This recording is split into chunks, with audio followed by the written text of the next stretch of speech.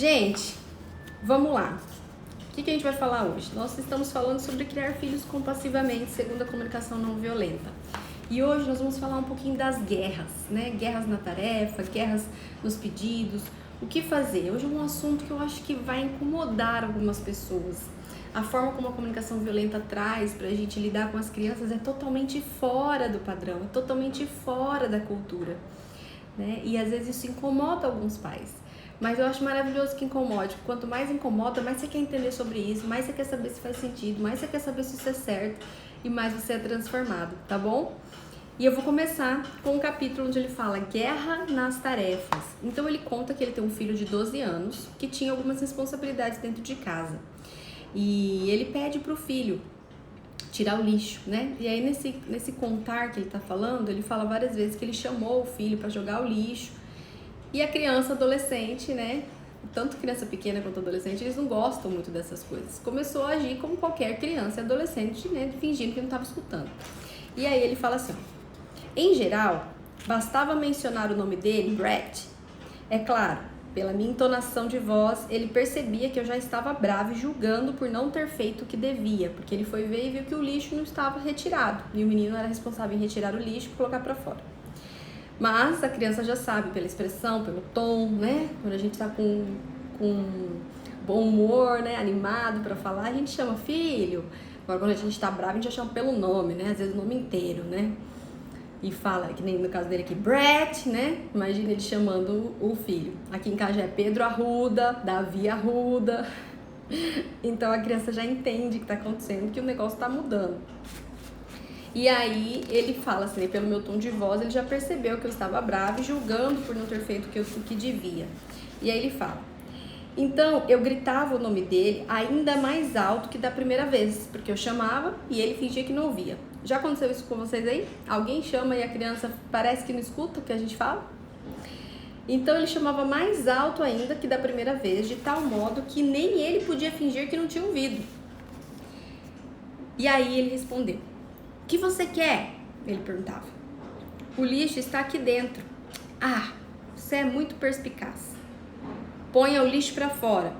Daqui a pouco, retrucava. Você disse isso da última vez e não fez. Não significa que não vou fazer dessa vez. Veja quanta energia gasta no simples ato de colocar o lixo para fora. Gente, é verdade, né? Quanta energia que a gente gasta quando a gente discute por um simples lixo, por um simples brinquedo, por uma simples cama, por um simples banho, né? Olha quanta energia, olha quanta pressão, olha quanta desconexão, né? Toda essa tensão se criava entre nós porque naquele tempo, o autor diz, ele tinha enfiado na cabeça que era seu dever fazer aquilo. Ele não, né? O autor.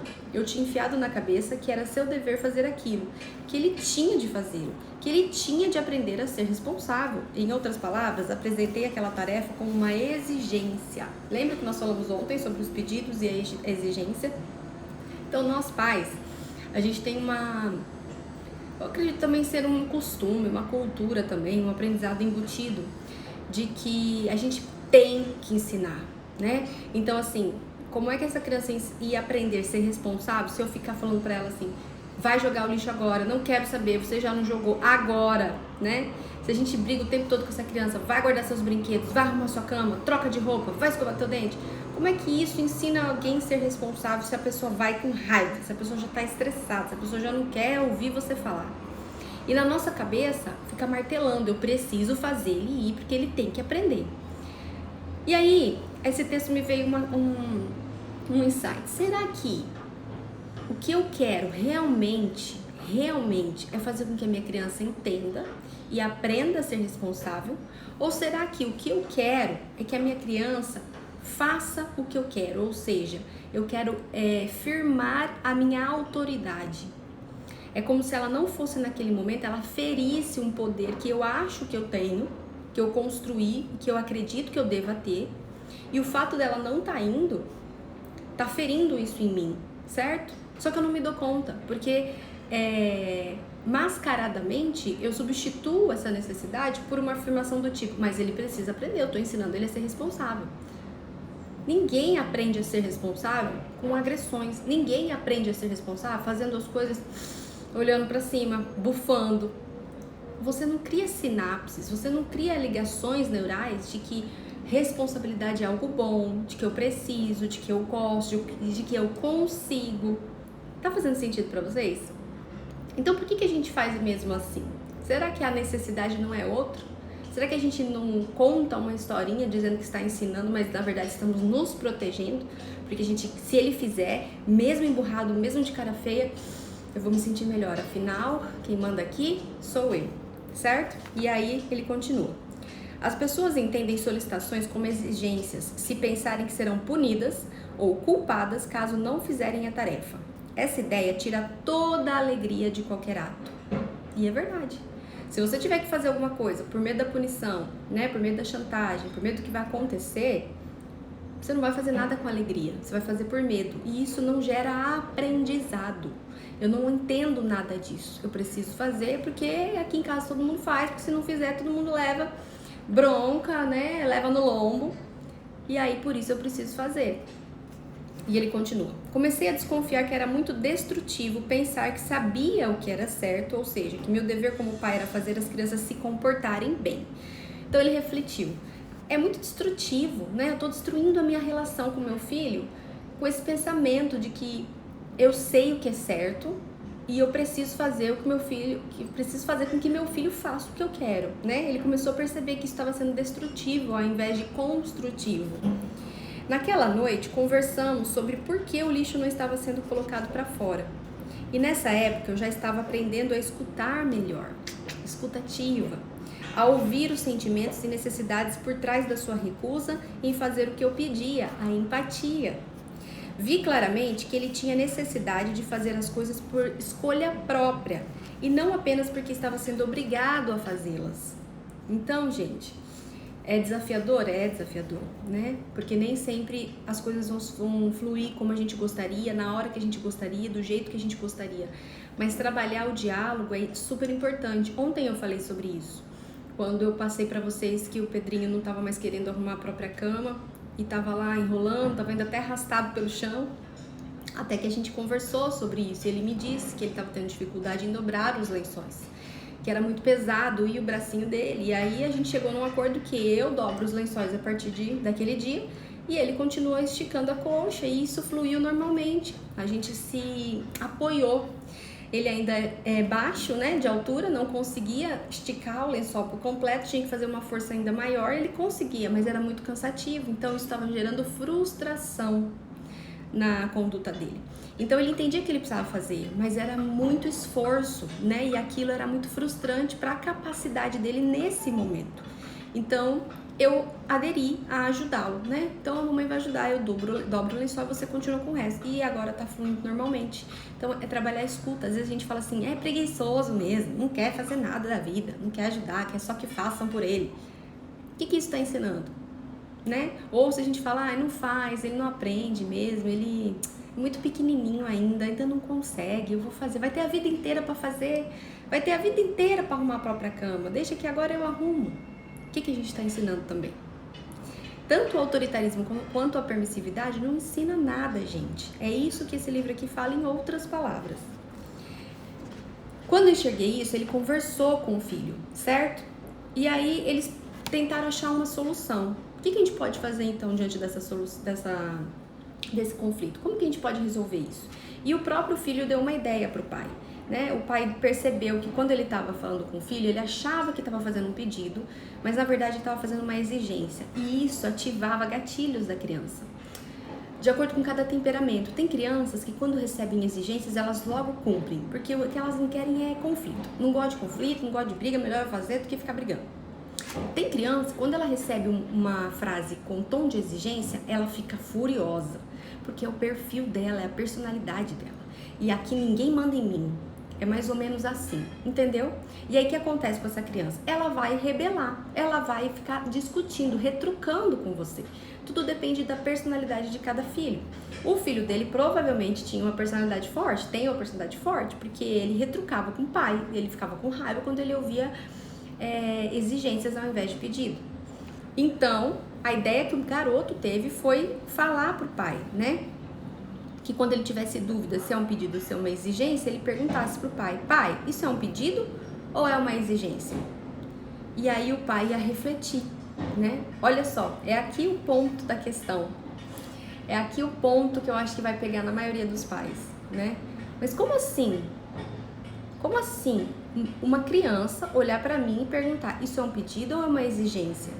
E eu refletir, se for uma exigência, e dizer: desculpa, filho, era uma exigência, mas agora é um pedido, você poderia fazer?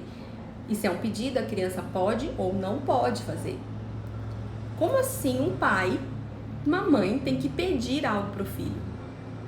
Não é fora da realidade? Não é fora da cultura? Não dói? Não sou estranho ouvir o que eu tô falando aqui? Antes de eu falar, eu vou continuar a leitura, certo? No dia seguinte, eles conversaram sobre isso. Ele conta isso aqui no livro, né? Que teve um episódio disso, eles combinaram sobre, né, a criança falar pro pai que se era um pedido, se era uma exigência, porque a criança estava em dúvida se era mesmo um pedido, e o pai refletir sobre isso. No dia seguinte, antes dele ir para a escola, tivemos 3 oportunidades de testar o método. Por 3 vezes lhe pedi que fizesse algo e a cada vez ele me olhava e dizia: pai, isso é um pedido ou uma exigência? A cada vez eu olhava para dentro de mim mesma, né, dele mesma, e percebia que ainda era uma exigência. Eu continuava pensando que Brad devia fazer aquilo, que era a única coisa razoável de se fazer. Sentia que se ele não o fizesse, eu estava preparado para me tornar cada vez mais coercitivo. Então o pai começou a analisar as intenções dele. Então eu tô fazendo um pedido, né? Filho, leve o lixo, você pode levar o lixo para fora, mas dentro de mim aquilo era uma exigência, porque eu sentia que ele tinha que fazer, que se ele não fizesse eu ia ter que obrigá-lo a fazer. Portanto, foi útil ele ter chamado minha atenção para o fato. Por quê? Porque o pai não queria mais esse tipo de pensamento, esse tipo de comportamento, esse tipo de reação. O pai queria ser diferente. Então, a lembrança do filho estava ajudando. Esses dias eu atendi uma mãe que ela falou assim pra mim: às vezes eu grito com as crianças dentro do carro. E esses dias eu gritei porque um estava enfiando a cabeça para fora do carro. E eu gritei: tira a cabeça daí, você vai se machucar. E aí o meu outro filho mais velho falou assim: mãe, fala baixo, você tá gritando. E ela falou: eu me senti péssima, porque o meu filho tá tentando me ensinar. O meu filho tá mostrando que eu tô descontrolada. Eu me senti uma péssima mãe. Então assim, por que a gente tem esses pensamentos, né? Por que a gente acredita que eu preciso me sentir mal quando a criança tá me ensinando alguma coisa? Sou eu que tenho que ensinar? Não pode ser esse ensinamento, essa troca mútua, porque a criança tem muito para nos ensinar. A criança, ela observa o tempo todo. Por que não combinar com ela? Eu tô tentando ser diferente, filho. Então, se você perceber que eu fiz algo errado, né, algo diferente daquilo que a gente combinou, fala pra mim. E claro, né, gente, nós temos que... Essa linha é uma linha muito tênue pra criança não achar que ela é a sua mãe, né, que ela é o seu pai, a criança não inverter papéis. Então a gente não precisa se fragilizar diante da situação, ok? Não é para se fragilizar diante da situação, mas é sim fazer uma troca de experiências, porque a criança pode sim nos ensinar. Isso não é perder a nossa autoridade de pai e de mãe, isso é crescer enquanto ser humano, certo? E aí ele continua: a cada vez eu parava, entrava em contato com as minhas necessidades, tentava escutar as dele e dizia: ok, obrigado, me ajudou. Era uma exigência e agora é um pedido. E ele sentia diferença na minha atitude. E nas 3 ocasiões ele fez o que eu pedi sem questionar.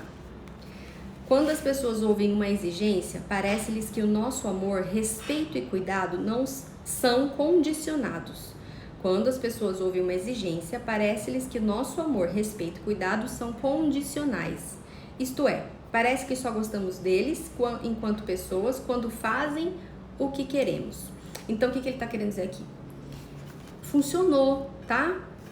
Para a relação dele com o filho. Por quê? Porque o filho colaborou, o filho atendeu o pedido. Ele viu que era uma necessidade do pai e ele aceitou cumprir aquilo. Aí vocês vão me perguntar: mas o meu filho não faria isso. Mas o meu filho não aceitaria. Se fosse um pedido, o meu filho não iria fazer. A questão é, qual é o nível de conexão entre você e a sua criança? O quanto a sua criança é atendida nas necessidades dela, a ponto de aprender a atender as necessidades do outro. O quanto a sua criança vive um senso de coletividade ou não, um senso de eu quero que você faça, então você vai fazer, ou seja, ela está entendendo que é só da sua vontade, então quando ela puder, ela vai escolher a dela. Vocês entendem que não é a ferramenta? Se somos naturalmente, como vimos ontem, temos naturalmente uma comunicação respeitosa, se naturalmente nós somos doce e a gente aprendeu, né, a desenvolver uma comunicação coercitiva, por que a criança não atenderia? E nós já vimos vários, vocês também, não sei se já pesquisaram, mas se pesquisarem vão encontrar vários vídeos na internet de testes de empatia em crianças. E eu não tô falando daquele teste de marshmallow não, porque lá eu não gosto, mas testes de empatia com a criança. Quando você experimenta na tua própria casa, um dia você derrubar alguma coisa e você mostrar para a criança que você ficou muito chateado que aquilo caiu. A criança, ela para o que ela tá fazendo, ela vem te socorrer. Calma, calma mãe, tá tudo bem. Tá tudo bem, vamos só limpar. A criança, ela tenta te ajudar. Fica doente, a criança tenta cuidar de você. A criança, ela tem uma necessidade de ser boa, de ser empática, tá dentro dela. A gente que vai destruindo isso ao longo da vida. Porque a gente vai desvalidando todas as necessidades dela enquanto criança e vai condicionando o nosso amor, mesmo que a gente não perceba isso. Porque quando ela faz o que a gente quer, a gente demonstra felicidade, amor, admiração. Quando ela não faz o que a gente quer, a gente briga, a gente pune, a gente fecha a cara. Então a criança vai entendendo que o amor da minha mãe é condicional, depende do que eu faço. E isso vai prejudicando a autoestima dela. Entendeu? Então, gente, para funcionar, para que vocês adotem uma conduta em casa de parar de exigir, começar a fazer pedidos e essa criança consiga atender aos seus pedidos, é muito importante estabelecer a conexão. É muito importante entender a criança, ouvir a criança e falar das suas necessidades também, enquanto pai. Olha, eu percebi que você não está afim de arrumar e a tua necessidade agora é brincar, a sua necessidade agora é assistir TV, é se distrair, é se divertir, mas a minha necessidade, filha, é que a casa fique arrumada. E eu preciso de colaboração. Então eu preciso que você pare alguns minutos da sua brincadeira para arrumar a sua cama. Isso seria muito bom para mim, isso me ajudaria, isso ajudaria a nossa casa. E sai, e deixa a sua criança refletir. Eu tô falando uma criança de 6 anos, 7 anos, 8 anos, 9, 10, 11, 12 anos. Claro que isso não adianta, essa conversa não adianta você ter de diálogo, de entendimento, uma criança menor de 6 anos. São outras ferramentas de direcionamento, né? De validação de emoção também, são necessidades também, mas direcionamento. Mas depois de 6 anos, essa criança consegue ter um diálogo assim com você. E funciona com qualquer um. Não é, alguns são adeptos, outros não funcionam. Funciona para qualquer um, mas eu preciso trabalhar outras coisas também. Principalmente o tipo de amor. E ele fala sobre o amor incondicional. E ele fala um trechinho assim: Brett, por que o papai ama você? Quando o filho dele era pequenininho, tinha 3 aninhos, ele fez essa pergunta pro filho. Por que o papai ama você? Ele me olhou nos olhos de imediato e disse: porque agora eu faço cocô na privada? Fiquei muito triste naquele instante porque era evidente que ele não tinha como pensar de outra maneira. Naquele tempo, minha resposta a meus filhos era muito diferente quando eles faziam o que eu queria e quando desobedeciam. Então disse a ele: bem, eu realmente gosto disso, mas não é por isso que eu te amo. Então é porque eu não jogo mais a comida no chão? Ele se referia a um pequeno incidente na noite anterior, quando jogou comida no chão. É verdade, filho. Eu gosto quando a comida fica no prato, mas também não é por isso que eu te amo. Ele ficou muito sério, me olhou nos olhos e indagou: então por que você me ama, papai? Naquele instante me perguntei por que tinha entrado numa conversa tão abstrata sobre o amor incondicional com uma criança de 3 anos. Como expressar algo assim a alguém nessa idade? E eu disse sem pensar: ora, eu gosto de você porque é você, filho. Lembro que naquele momento pensei: bem, isso foi uma coisa muito vaga e banal de se dizer, mas eu acho que ele entendeu. Compreendeu a mensagem. Eu vi no rostinho dele. Ele sorriu, me olhou e disse: ah, você me ama porque eu sou eu, papai. Nos próximos 2 dias, parece que a cada 10 minutos, ele corria pro meu lado, olhava para cima e dizia: você me ama porque eu sou eu, papai. Você me ama porque eu sou eu, papai. Portanto, Para comunicar essa qualidade incondicional de amor e respeito e aceitação às outras pessoas, não significa que seja necessário gostar de tudo o que fazem. É aquilo que eu acabei de dizer, pessoal, a gente acaba condicionando o nosso amor e é um amor incondicional. Não importa o que seu filho faça, você vai continuar amando. E por que na hora de demonstrar isso a gente condiciona o comportamento? É o que a criança vai entendendo. Se eu faço o que é certo, ela me ama. Se eu faço o que é errado, ela me odeia. E dependendo de cada temperamento, as crenças vão sendo formadas. Primeiro, aquela criança que faz tudo pelos outros, para receber aprovação. Porque ela sente que cada vez que ela faz pelo outro, ou que o outro queira, aquela criança completamente submissa, ela é amada, aceita, importante. E aí quando cresce, se torna um adulto que se sente vazio, sobrecarregado, que atende às necessidades de todo mundo em busca de aceitação e importância. E parece que eu ajudo todo mundo e ninguém me ajuda. Eu faço tudo por todos e ninguém faz nada por mim. Mas foi a crença adquirida lá. Ou aquela criança que entende o quê? Eu vou me congelar, né? Eu viro aquele gelo de sentimentos, porque eu não aceito fazer tudo que me pedem, eu não gosto de exigências, eu rebelo essa conduta, só que daí eu não sei me relacionar, porque eu não me sinto validado, eu não me sinto amado, eu não me sinto respeitado, então eu tenho prejuízos nas minhas relações. Eu tenho prejuízo com outras pessoas. Eu tenho dificuldade em demonstrar amor, tenho dificuldade em tocar, em dizer eu te amo, em ser empático, em pensar no outro. Nunca pensaram em mim?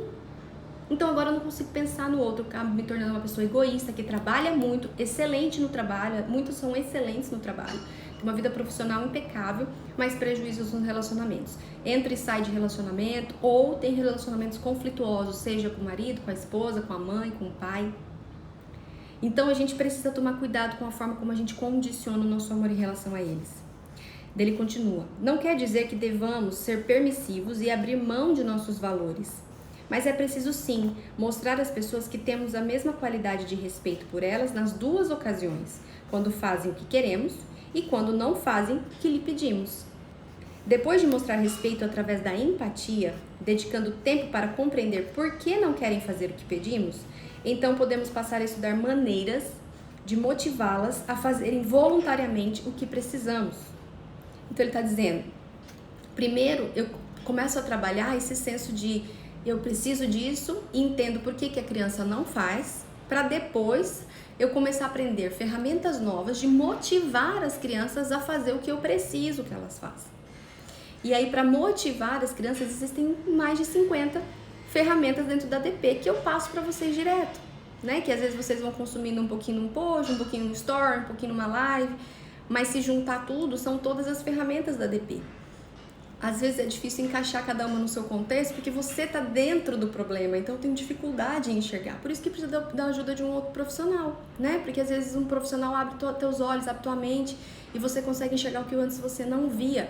Até aqui em casa acontece isso. Às vezes eu tô tão envolvida emocionalmente que eu não consigo achar o problema. E eu ligo pra Ari, né? Uma prima minha do Rafa, que é psicóloga, eu falo: Ari, eu não tô conseguindo enxergar a necessidade aqui, que eu tô no olho do furacão. Então eu vou te contar e me ajuda a abrir os olhos. E ela me ajuda. Nossa, ela é uma mão na roda, ela sempre me ajuda. Ela sempre faz uma pergunta que eu, já entendi, já descobri, pode deixar que eu vou resolver. Porque a gente precisa de ajuda quando estamos envolvidos emocionalmente, certo? E para finalizar, o amor incondicional exige que, não importa qual seja o comportamento das pessoas, elas tenham a confiança de que receberão alguma medida de compreensão da nossa parte. Isso é o amor incondicional. Não importa a ocasião, seremos compreensivos em relação à decisão que a outra pessoa está tomando. Porque nós a amamos, independente do que ela faça. Então hoje eu preciso que vocês, eu gostaria que vocês refletissem sobre isso. Quando vocês estão exigindo que os filhos de vocês façam algo, o que realmente vocês estão querendo ensinar para eles? Será que é sempre ensinar sobre responsabilidade ou será que você está se protegendo uma necessidade que é tua, de autoridade? Mas se ele não fizer, Gabi, ele não vai mais me respeitar. Respeito não tem a ver com exigência. A criança não te respeita porque você exigiu. Ela te respeitou porque ela está com medo. Né? A criança não te respeita porque você obrigou ela a fazer isso. Agora ele tá aprendendo que ele tem que me respeitar. Não, ele tá de saco cheio de você. E logo que ele tiver uma oportunidade, ele vai cair fora. Quantos adolescentes vão embora de casa? Quantos adolescentes se trancam no quarto quando eles podem? Porque enquanto é criança, não dá. Né? Eu preciso me submeter à vontade dos meus pais. Mas na hora que eu for adolescente, eu vou bater boca, eu vou me trancar no quarto, eu não quero. E aí vem a sociedade e diz, fase difícil. Fase difícil? Nós perdemos a conexão quando eles ainda queriam estar conosco. Então a gente pode resgatar a partir de hoje, tá? Ferramentas para educar, nós vamos ver ao longo das lives. Acredito que esse livro vai ajudar muito vocês a olharem tudo que eu falo aqui de uma outra perspectiva, então vai agregar ainda mais conhecimento. E claro, conhecimento sem ação, ele é em vão. Por isso que conheceram, entenderam, tomaram consciência, decidam agir. Eu preciso agir. Eu quero deixar de gritar. Eu quero deixar de brigar. Eu quero entender um pouco as necessidades. Então comecem a pensar no outro. Por que ele está fazendo isso? Qual é a necessidade escondida por trás disso? Para que ele está dando valor que eu não estou dando valor? Então o primeiro exercício, gente, é se abster. O primeiro exercício é deixar. Eu vou deixar, não vou brigar. Eu fiz um pedido. E vão praticando isso para mudar a sua consciência interna, para mudar a sua postura interna. Com o passar do tempo, com o passar dos dias, aí vocês vão começar a expressar o sentimento de vocês. Eu entendo você e eu preciso o quê?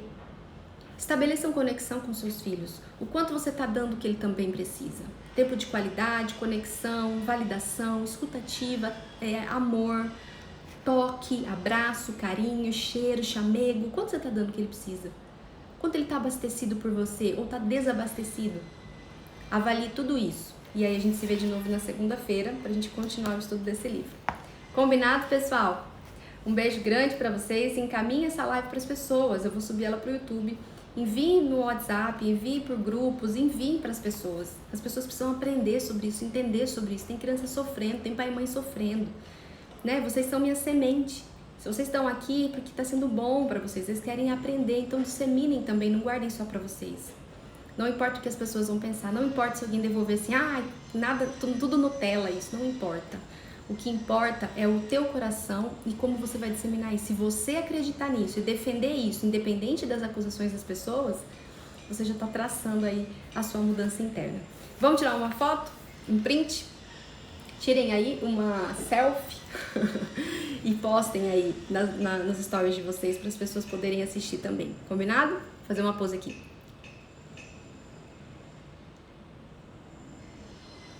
Muito bem.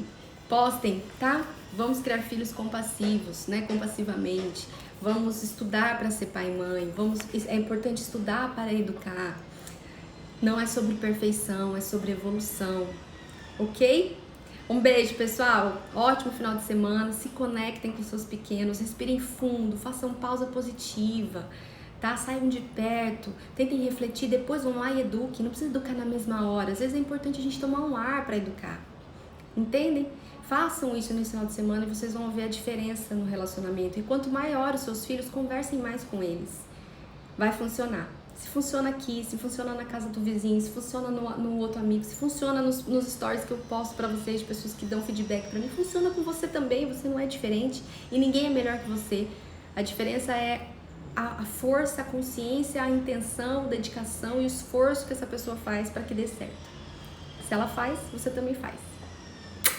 Beijo, fui!